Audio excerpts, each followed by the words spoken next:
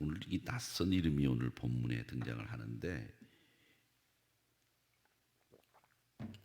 요한계시록은 사실은 좀 총정리를 해둘 필요가 있는 아주 그 해석하기가 난해한 책이기도 하고, 또 요한계시록을 어떻게 해석하느냐에 따라서 의견들이 굉장히 분분합니다. 그리고 또 이단들이 가장 많이 사용하는 그 이단들의 주 교과서가 되는 것이 요한계시록이기도 합니다. 주 교과서가 된다는 말은 이단들이 이 요한계시록을 이용해서 자의적으로 자기 마음대로 해석을 하는 대표적인 책이 요한계시록입니다. 근데 이 성경은 해석하는데 분명한 원칙, 기준이 있습니다. 그 원칙과 기준을 벗어나면 그것은 이단이 되는 거죠. 그래서 우리가 이 요한계시록을 볼 때는 항상 그 원칙과 기준에 의해서 요한계시록을 봐야 됩니다. 예를 들자면 요한계시록을 통해서 우리가 여러 가지 의견들이 있는데, 예를 들자면 교회 내에서도 우리 사람을 이분법으로 보기도 하고 삼분법으로 보기도 합니다. 그러니까 사람을 어떤 교파에서는 우리 사람의 육이 있고, 그 다음에 영이 있고, 그 다음에 혼이 있다, 이렇게 얘기를 합니다. 이 말도 틀린 얘기는 아니에요. 그러니까 영은 하나님을 알아차리는데, 하나님과 교제를 나누는데 쓰이는 우리의 영적인 그 부분을, 영을 그걸 영이라 부른다, 그렇게 얘기합니다. 그러니까 눈에 보이지 않는 영이라고 하는 정신세계를 넘어선 곳은 조금 차원이 높은 하나님과 교제하는 부분이고, 혼이라고 하는 것은 우리가 공부를 하고 우리가 외우고 우리가 지식을 받아들이는 이 부분이 혼이다, 이렇게 얘기를 해서 영과 우리의 정신세계 안에 영과 혼을 나누어서 조금은 고급하고 조금은 저급한 부분으로 나누어 이야기를 하는 이런 삼분법적인 견해를 가진 분들이 있고요. 또 이분법적인 견해를 가진 사람들은 아니다. 사람은 육과 영으로만 돼 있다. 이 영이 부분이 지식도 수용하는 곳이고 하나님과 교제하는 곳이고, 그래서 육과 영으로만 나눠져 있다, 이렇게 얘기를 하고, 혼은 영의 또 다른 이름이다, 이렇게 얘기하시는 분들도 있습니다. 그래서 삼분법을 주장하는 분들과 이분법들을 주장하는 부분들이 있어서 이 부분들이 다 사실은 틀린 얘기가 아니다, 이렇게 생각하시면 되고, 또 예수님이 이 요한계시록을 얘기하다 보니까 이제 삼분법, 이분법 얘기가 나왔는데, 예수님이 이제 이 땅에 오실 때 다시 재림하실 그때 언제 재림하시느냐라고 하는 부분에 대해서 전천년설, 후천년설이라고 하는 두 가지 견해가 있습니다.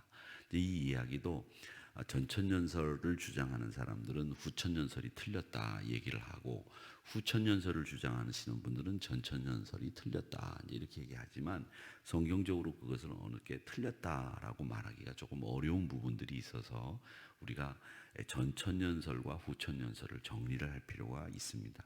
일단 예수 그리스도가 공중재림을 하게 되고, 그 다음 휴거라고 하는 들림받는 얘기가 일어나게 되면 이 땅에서 7년 환란이 일어나고, 환란이 끝나고 나면 이제 그 환란 끝에 사탄들이, 그 인침을 받지 않은 그리스도인들과 또 우리가 구원받은 백성들 이외에 이제 사탄에 의해서 인침을 받은 사람들과, 사탄들은 그리스도 예수가 무저갱에 넣고 뚜껑을 닫아 버립니다.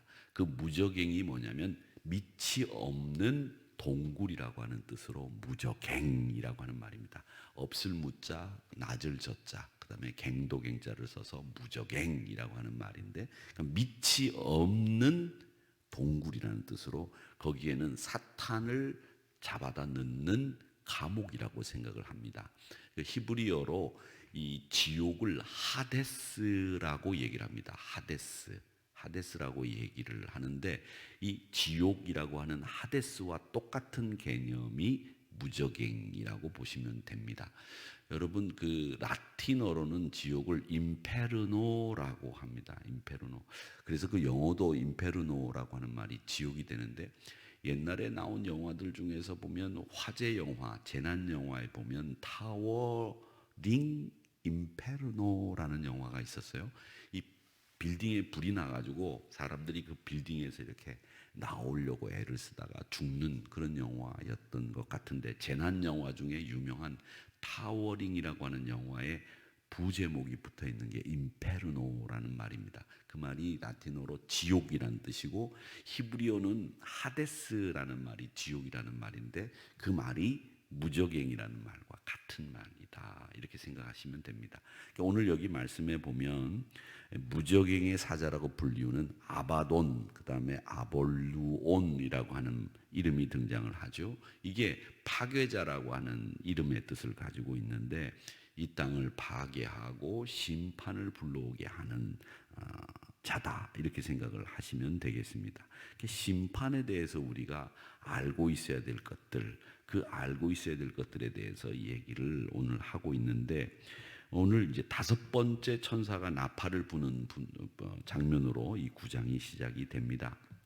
4번째 나팔은 암흑의 심판이었죠. 근데 5번째 나팔은 우상 숭배자들을 향해서 황충의 심판을 하는 장면입니다. 그러니까 우상 숭배를 하는 사람들이 어떤 심판을 받을 거냐, 이렇게 보시면 되는데, 황충이라고 하는 것은 여기 묘사를 보면 어떤 벌레라고 해야 되나요? 어떤 곤충과 비슷하냐면 메뚜기하고 비슷하게 생겼다고 보시면 됩니다. 황충이라고 하는 것이 말이죠.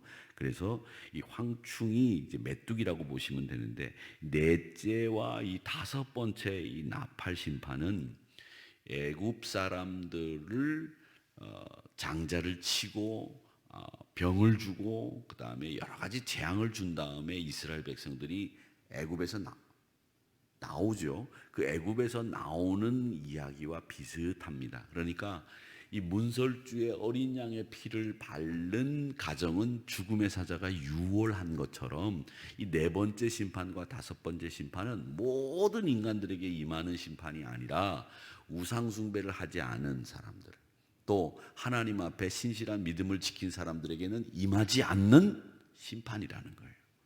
그래서 우리 믿음의 사람들에게는 보호받고 은혜 받는 시간이고, 믿지 않는 우상 숭배자들, 믿음이 없는 사람들, 이런 사람들에게 임하는 심판이다, 이렇게 생각을 하시면 됩니다. 그런 심판을 제한적 심판이다, 이렇게 불러요.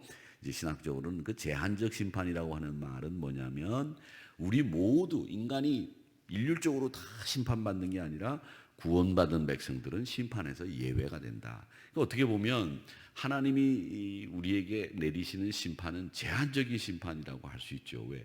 구원받은 백성들에게는 임하지 않고 칭찬이 임하는 시간이니까 제한받은 심판이다, 이렇게 이야기를 할 수 있습니다. 자, 이렇게 해서 이 나팔 재앙을 이제 쭉 이야기를 하고 있는데, 이 나팔 재앙의 1차 목적은 뭐냐면, 대다수 이 땅에 사는 사람들을 향한 실제적인 메시지를 말하는 겁니다. 실제적으로 너희들 심판하겠다, 내가 가만 안 두겠다, 이제 이런 얘기고, 2차 목적은 남은 자들에 대한 경고입니다. 남은 자들은 뭐냐면 우리 같은 사람들이죠. 구원받아서 믿음을 지킨 사람들이죠. 이 사람들에게 우리 하나님이 너희들도 믿음 잘 지켜, 알았지? 이런 말씀을 하시는 거다, 이렇게 이야기를 하시면 되겠습니다. 자, 이 심판에 대한 이야기가 여기 나와 있는데, 이 심판이 뭐냐? 무저갱에서 연기와 같은 것이 올라오고, 또 사자의 이빨과 철 호심경, 이 가슴을 막는 그런 철로 만든 호심경이 지축을 울리면서 달려오는 기병대 같은 모습으로 우리에게 보여지고 있는데, 이 심판은 우리 인간이 막을 수 있는 게 아닙니다. 그래서 하늘에서 떨어진 무저갱의 열쇠를 가지고 무저갱의 문을 열게 된다는 거죠. 그때 이 문을 여는 순간에 암흑이 깔리고 황충이 올라온다라는 이야기를 하고 있습니다. 자, 이런 얘기들을 보면 여러분, 심판의 목표가 어디인지를 우리가 생각을 해봐야 되는데, 심판은 누구를 심판하는 거냐? 저는 분명히 여러분 여기 이걸 아셔야 됩니다. 심판은 다른 사람이나 다른 사람이 아니죠. 다른 대상을 향해서 심판하는 게 아니에요. 천지 만물 우주 가운데 하나님을 거역한 오직 유일한 존재는 인간밖에 없습니다. 이 참 문제예요. 인간만 하나님의 뜻에 거역해서 사는 거예요. 만약에 이 계절이 하나님의 뜻을 거역했다, 어떻게 되겠습니까?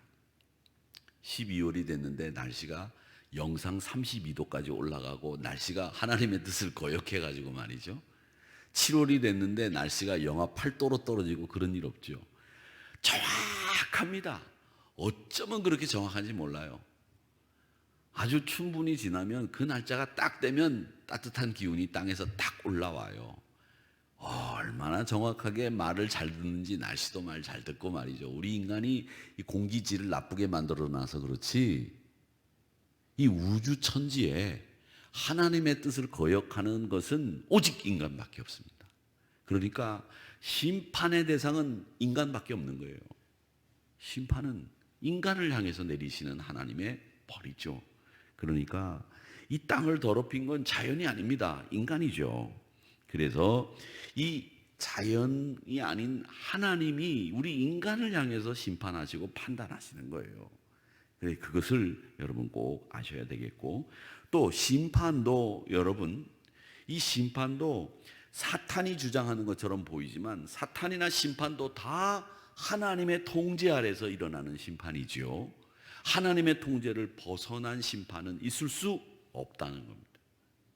그래서 이 하나님이 인침을 받은 자들은 손대지 않고 인침을 받지 못한 사람들에게는 심판하는, 두려운 소식이 와도 우리가 평안을 누릴 수 있는 이유는 그 심판도 하나님의 통제 아래 이루어지고 있기 때문에, 모든 우주 만물이 하나님의 통제 아래 이루어지기 때문에 여러분 우리가 평안을 누릴 수 있다는 거예요. 병도, 화도, 재앙도, 이 모든 것이 하나님의 섭리와 경륜을 따라 이루어지는 것이기 때문에 하나님의 뜻을 존중하는 우리 믿음의 사람들은 주의 뜻 안에 평안을 누릴 수 있다. 이것을 우리가 기억하시기를 바랍니다. 그러니까 사망의 음침한 골짜기를 다닐지라도 거기서도 우리 하나님이 우리의 목자장 되셔서 우리를 이끌어 주시는 것이고, 하나님의 심판 아래 그 통제가 이루어지고 있기 때문에 통제는 하나님이 우리를 도우시고 인도하시는 분명하고도 확실한 근거에서 우리를 이끌어 주신다. 이걸 여러분 꼭 기억하셔야 됩니다. 그러니까 이 땅은 자연이 더럽힌 게 아니라 우리 인간이 더럽혔다. 그리고 우리 믿음의 사람들에게 있어서는 늘 주께서 우리를 그 심판도 통제하시는 능력을 가지고 통제하시기 때문에 평안을 누릴 수 있다라는 겁니다. 그리고 또 하나 우리가 알 수 있는 것은 이 심판의 날이 멀지 않았다는 거죠. 가까이 오고 있다는 겁니다. 하루하루 여기저기에서 징조들이 보이고 있다. 그러니까 우리가 이 심판 앞에서 분명한 것은 남은 자들을 향해서도 경고하시는 거예요. 믿음의 사람들아, 믿음을 잘 지켜라. 흔들리지 말아라. 말씀대로 살아라. 은혜 아래 누리고 믿음대로 살아라. 이 이야기를 우리에게 계속 경고를 보여주시는 거예요. 여러분, 그 어떤 것이냐면 예를 들자면 이런 거예요. 우리가 자동차를 운전하고 막 속도를 내고 가다가 법규를 위반하고 막 가다가 교통사고가 꽉 나는 걸 봤어요. 그러면 어떻게 되느냐? 야, 저렇게 하다가 운전하다가 교통사고가 꽉 났네. 아이고 조심해야지. 이런 생각을 갖게 되는 거죠. 똑같습니다. 그리스도 안에 있지 않다가 심판을 받아서 꽝 사고가 나는 것을 보고 우리 남은 자들도 더 말씀대로 살아야 되겠다. 더 기도해야 되겠다. 이런 생각을 하는 거죠. 그러기에 우리 하나님이 어떤 분이시냐? 심판도 통제하시는 하나님이다. 궁극적인 승리는 하나님의 백성들이 누리게 된다는 것을 보여주시는 분이 우리 하나님이시구나라는 것을 알 수 있습니다. 그러니까 오늘 이 말씀을 통해서 우리가 교훈받는 것은 하나님 거역하는 사람들에게는 기다리고 있는 것이 뭐냐? 너희들 하나님 거역하면 끔찍한 고통밖에는 없다. 진노의 대상일 수밖에 없다라고 하는 것을 오늘 이 말씀을 통해서 배우게 되는 겁니다. 그러기에 우리 사랑하는 성도 여러분, 아볼루온 파괴자 그리고 아바돈, 이 지옥과 같은 권세를 가진 사람들 앞에서 그들이 위협을 하고 우리에게 다가오지만 그 세력이 아무리 강력해도 하나님의 손 아래에 있다고 하는 것을 기억하시면서 오늘도 내가 주님의 말씀 잘 지키고 은혜 아래에 거하면 평안이 여러분에게 주어진다는 사실을 기억하시면서 여러분 늘 샬롬 하시기를 주의 이름으로 축원합니다. 믿음도 든든히 세워가시고 여러분의 가정도 샬롬 하시고 여러분도 샬롬 하시고 또 여러분이 발걸음을 디뎌서 가시는 곳마다 샬롬을 다 전하고 돌아오는 오늘 하루가 되시기를, 그리고 여러분의 평생이 되기를 주님의 이름으로 축원합니다. 아버지